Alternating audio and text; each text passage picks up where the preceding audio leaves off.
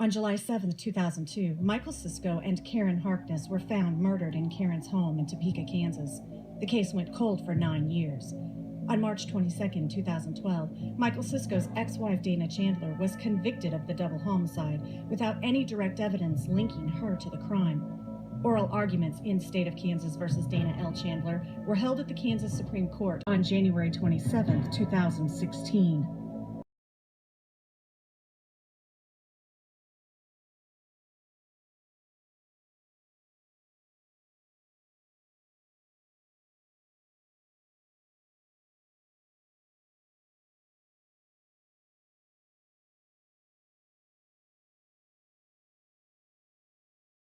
On the 5-minute phone call in July 5th, I don't see how you say that during that phone call, the victim told the defendant that they were getting engaged. We don't know anything about what happened in that phone call, do we? Yes, sir, we do know exactly what happened during that phone call. Okay, how do we know that? Part of that evidence was admissible and part of that evidence was not. We know exactly what happened during that phone call because Mike told his brother, Tim. And Mike told his brother, Tim, I'm going to get married to Karen, and I'm afraid of what that news will do when I tell Dana, because I'm afraid of what she will do to me. Because of the obvious hearsay exceptions, and not all of that falling into it, all of that evidence was not presented to the jury. But I stand before you knowing that that phone call took place. How do you get to say stuff that's not in evidence, though? I didn't say all of that. Rather, What you said was they talked for 5 minutes and Mike told Dana that he was getting married. Yes, sir. Does any of that relate to how does that relate to the July 5th phone call? That's the phone call I'm talking about, Your Honor. I'm confused. Yes. I want to know exactly what the testimony of the brother was. What was the testimony of the brother? Did he say, Mike told me that during the phone call he told Dana that he was getting married?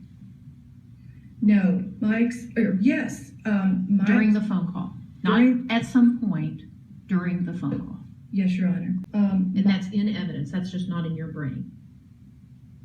I hope it's not just in my brain. That's The reason I'm asking that is not to be disrespectful in any way. Yes. But a few moments ago, your answer in response to my colleague's question was, I knew it, therefore I could talk about it. And that's not an answer. yes, I understand. The answer has to be, it's in evidence. You Yes. understand that, of course. Yes, Your Honor. Okay. And I hope I'm not confusing the two. Let's say that I am, worst case scenario, and we look only at Tim Cisco's testimony.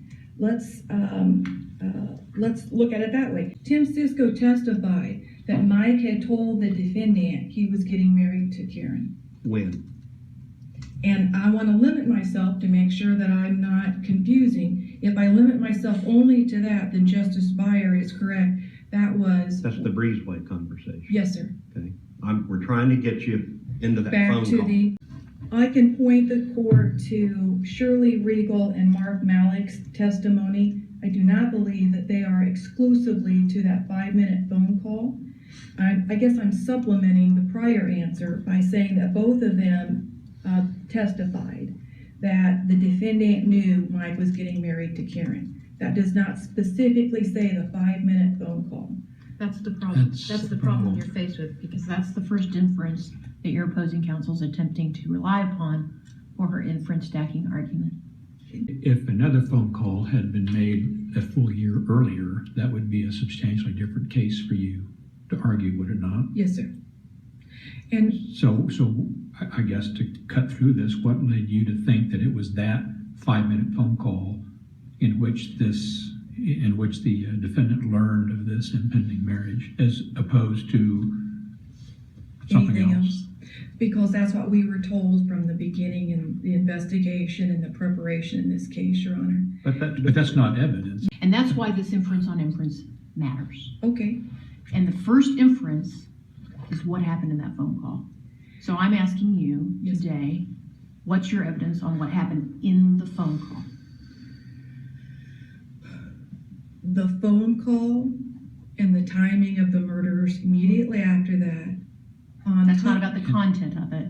That's just not- reasoning backward from what happened later. The Yes. content of the phone call, do you have any direct evidence or any kind of evidence that's stronger than what you've already talked about on what happened during the 5-minute phone call?